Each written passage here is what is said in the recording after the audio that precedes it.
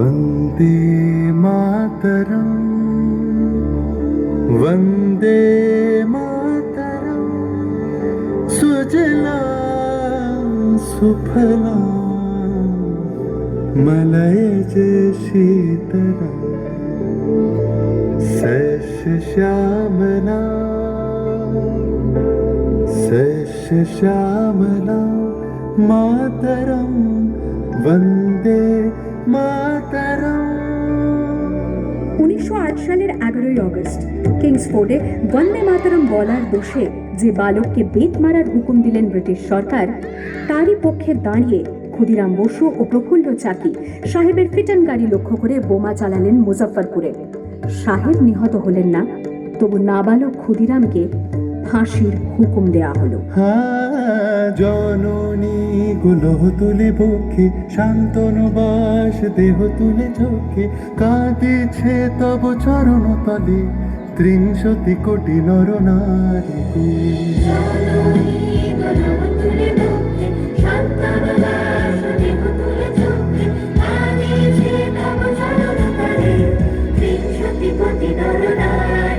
যারা স্বর্গগত তারা এখনো জানে স্বর্গের চেয়ে প্রিয় জন্মভূমি, এসো স্বদেশ ব্রতের মহাদীক্ষালু সেই মৃত্যুঞ্জয়দের চরণ জমি। যারা জীর্ণ জাতির বুকে জাগালো আশা, মন মলিন মুখে জোগালো ভাষা, আজি রক্ত কমলে গাথা, আজি রক্ত কমলে গাথা মাল্য খায় বিজয় লক্ষ্মী দেবতাদের কালে। মুক্তির মন্দির শুকানো তলে কত প্রাণ হলো বলিদান, লেখা আছে অশ্রু জলে, লেখা আছে অশ্রু জলে। আমি হাসি হাসি পড়ব ফাঁসি, দেখবে ভারতবাসী একবার বিদায় দে মা ঘুরে আসি। 18 এপ্রিল 1918 মাস্টারদা সূর্য সেন ও তার 65 জন শিষ্য মিলে পরিকল্পনা করে চট্টগ্রামে ব্রিটিশ পুলিশের অস্ত্রাগার লুট করেন এবং তারপরে লুকিয়ে আশ্রয় নেন জালালাবাদ পাহাড়ে। এর 4 দিন পর ব্রিটিশ বাহিনী খুঁজে বার করে মাস্টারদা ও তাঁর সঙ্গীদের। সেদিনের অস্তমিত সূর্য ছিল সূর্য সেনের রক্তের আহ্বান, শোনো আহ্বান, আসি মাথায় বন পেরিয়ে দুস্তার বাধা প্রস্তার ফেলে বন্যার মতো বেরিয়ে। আহ্বান, শোনো আহ্বান, আসি মাঠাট বন পেরিয়ে দুস্তার বাধা প্রস্তার ফেলে বন্যার মতো বেরিয়ে। যুগ সঞ্চিত শক্তি দিয়েছে সারা হিমগিরি সমলকি সূর্যের ইশারা। যাত্রা শুরু উচ্ছ্বাস ছুটি দুর্বার বেগে তটি উত্তাপ তালে উত্তাপ নাচে মুক্ত শত নদী। এই শুধু সুপ্ত যে নবপ্রাণী জেগেছে রণ সাজে সেজেছে।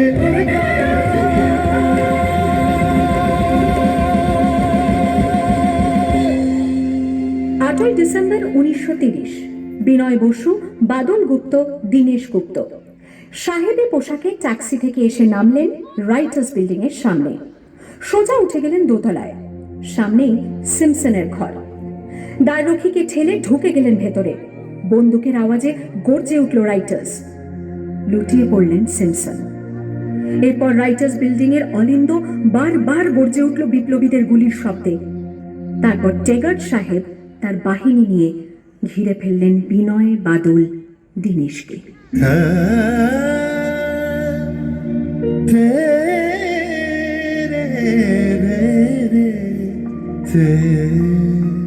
দুর্গমুখীর কান্তার মরু দুস্তর পারাবার হয়ে লঙ্ঘিতে হবে রাত্রি নিশীতে যাত্রীরা হুঁশিয়ার। 19 সেপ্টেম্বর 1942 তমলুকের মাটিতে কয়েক হাজার ভারতীয়কে নিয়ে যিনি পুলিশ স্টেশন ঘেরাও করার লক্ষ্যে হেঁটেছিলেন, সেই 70 মাতঙ্গিনী হাজরা পুলিশের নির্মম গুলিচালনা ও লাঠিচার্জ সত্ত্বেও তার হাতের পতাকাটি মাটিতে লুটোতে দেননি। আর ঠিক তার পরের বছর 1943-এর 30 ডিসেম্বর জাপান সরকারের অধীনে থাকা আন্দামান দ্বীপ সেদিন হস্তান্তর করা হলো ইন্ডিয়ান ন্যাশনাল আর্মিকে। পোর্ট ব্লেয়ারের মাঠে তিরঙ্গা পতাকা তুললেন সুভাষচন্দ্র। এটাই স্বাধীন ভারতের মাটিতে প্রথম তেরঙ্গা ঝান্ডা। আইএনএর commander in chief Subhash Chandra Bose হলেন ভারত, যাকে স্বীকৃতি দিয়েছিল 18টি দেশ। জয় হে জয় হে জয় হে।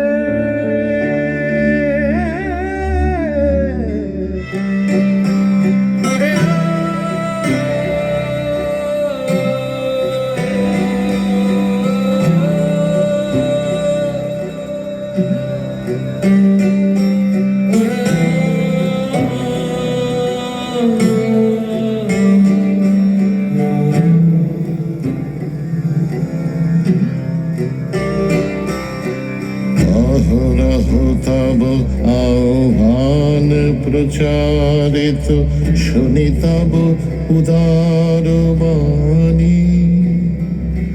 হিন্দু বৌদ্ধ শিখ জৈন পারসিক, মুসলমান খ্রিস্টানি। পূরব পশ্চিম আসে তব সিংহাসন পাশে, প্রেম হার হয়ে গাথা জনগণ ঐক্য বিধায়ক। জয় হে ভারত ভাগ্য বিধাতা।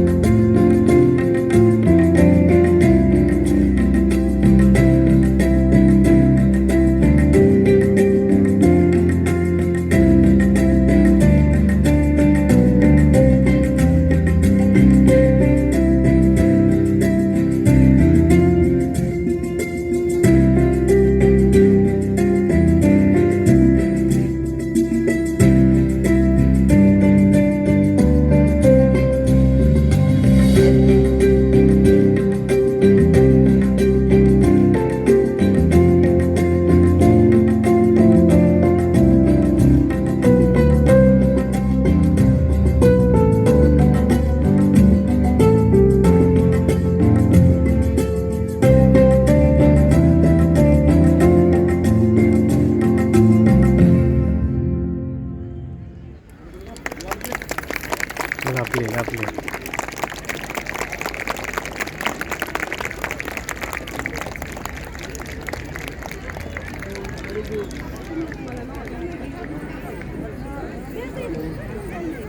আমরা ভুলিনি